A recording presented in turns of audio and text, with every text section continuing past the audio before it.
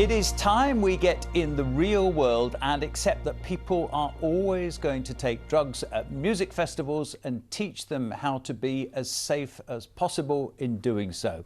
Well, that is the advice of a local drugs charity ahead of the summer festival season, which kicks off with Glastonbury this weekend, and that may surprise many tonight. Once the advice was don't take drugs, but that, they say, isn't realistic. So instead it's be careful who you're buying from, don't overdo it, and look out for the safety of your friends. Jo Makel has this report.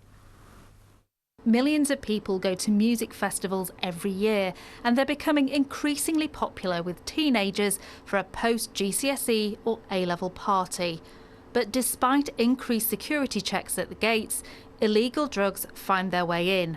Last year at Leeds, police seized a record amount, including MDMA, cocaine and cannabis. The Alcohol and Drug Service in East Yorkshire says around a third of festival goers will take drugs. Wouldn't it be great if we lived in a world where we could just go, da-dam, there's no drugs on site? But we don't. And people are people. So what we have to do is live in the real world. Hairdresser Nadine's been to Glastonbury and Leeds and says the atmosphere is brilliant, but she's also witnessed worrying issues. Leeds Festival is probably the worst. There's a lot of really young people, so it's like you 17-year-olds, and you know, and you can just tell they're off the face. When I was 16, I went for the first time, me and my friends, that's what we were partaking in. We were drinking, we were trying to get as much as we could, like source it around the festival. Student Joe admits to taking drugs as a young festival goer, but this year aims to work as a festival marshal. He says advice on site is vital. Having a friend who bought some stuff in the festival, went to go and get it tested, what he thought it was coke. But the main thing that stood out was the brick dust that was still in it. And brick dust, yeah. And that's the thing that that's the thing that put him, he was like, I don't want this, I don't want to take this. People taking unknown substances, they don't know the quantity, they don't know what's within them.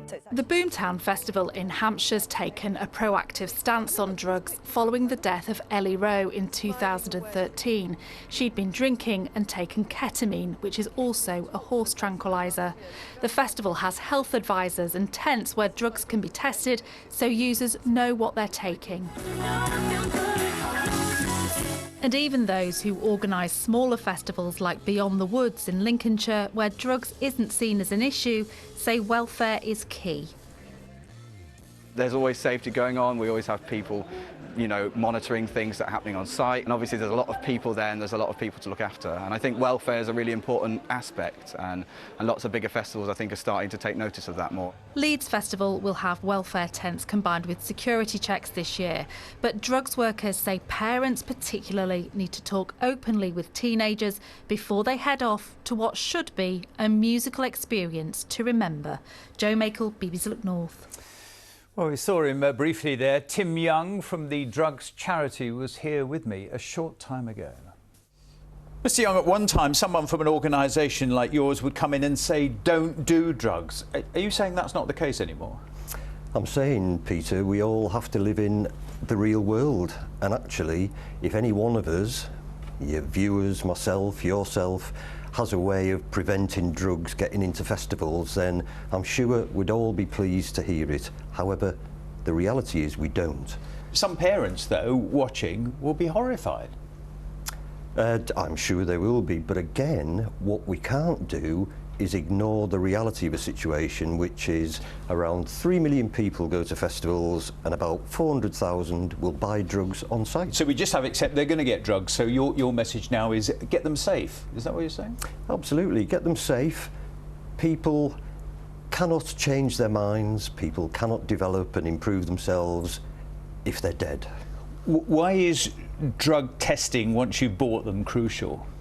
Gives people choice, so they then can understand what's in the drug and how strong the drug is that they're taking, and that people then have a choice. They understand better. This is quite a shocker, isn't it? So really what you're saying to parents of teenagers, I know you're probably going to do drugs, just make sure when you buy them you get them tested. Is that really what it's come to now? Well, you've got to deal with the real world. Would you give the advice to your children about going out for a drink with their friends, don't do any drink? Some people would, so you would take the reality of the situation and you would try and do your best by your children, which is to help them make good choices for themselves. And very best advice, just finally, for parents of teenagers who are going to Leeds or Reading or wherever is what? Advise your kids, you're going with your friends, look after each other. In an ideal world, please don't take drugs, because actually you will roll the dice because you don't know what's in them. If there's a testing tent and you're going to take drugs, get them tested, look after each other and stick together. I'm sure parents will have views on this one. No, Mr. Young, very good to see you. Thank you very much indeed. Thank you.